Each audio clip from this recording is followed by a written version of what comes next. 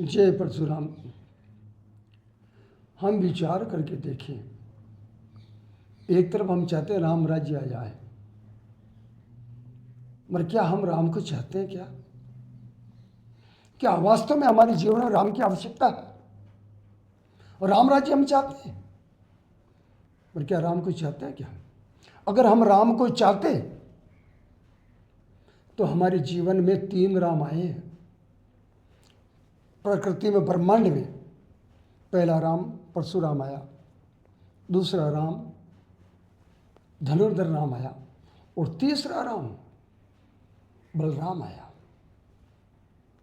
तीनों के संस्कारों को देखो आप, तीनों के द्वारा संसार में की हुई लीलाओं को देखो। जब तक मनुष्य के जीवन में चरित्र नहीं होगा, कुछ भी नहीं होगा। और जब तक हम चरित्रवान होकर के हमारे आहार विहार दिनचर्या हमारे वेदों के अनुकूल नहीं होगी, क्या तब तक राम राज्य आ सकता है? क्या आ सकता है? कदापि नहीं, कदापि नहीं। क्या आज हम विचार करके देखें, लोग कहते हैं समय बहुत बदल गया। अरे भैया, कहाँ बदल गया? सूर्य उसी दिशा में निकल रहा है, चंद्रमा भी उसी दिशा में निकल रहा है, नक्षत्र भी उसी प्रमाण से निकल रहे हैं, तो कहाँ बदला? नदियाँ भी वैसे बह रही हैं, पृथ्वी वैसी ही है।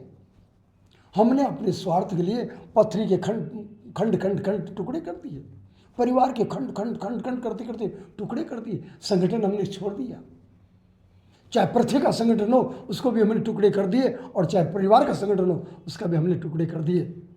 क्या कहाँ हम गिरेंगे, कितना जाएंगे? और चाहते हैं राम राज्य आ जाए।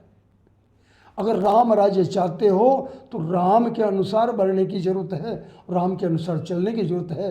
राम ने कभी भी अपने निजी स्वार्थ के लिए किसी का हनन नहीं किया।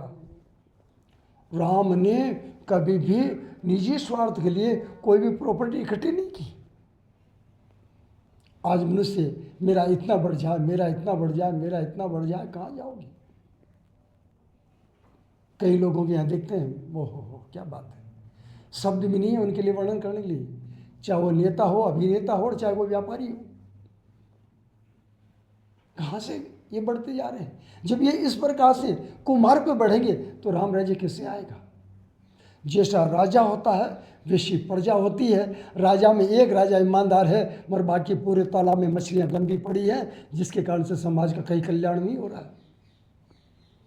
कल जो नेता बना, घर को में खाने को कुछ नहीं था, एक कमरा था, और आज जो है करोड़ों का मालिक बन गया। हम चाहते हैं राम राज्य आ जाए, कैसे आएगा?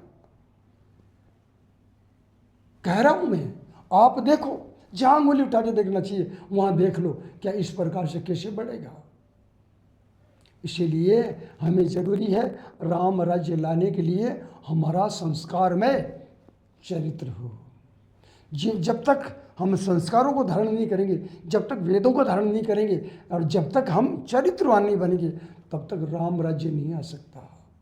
राम राज्य के लिए ये करना अति आवश्यक है। जय परशुराम।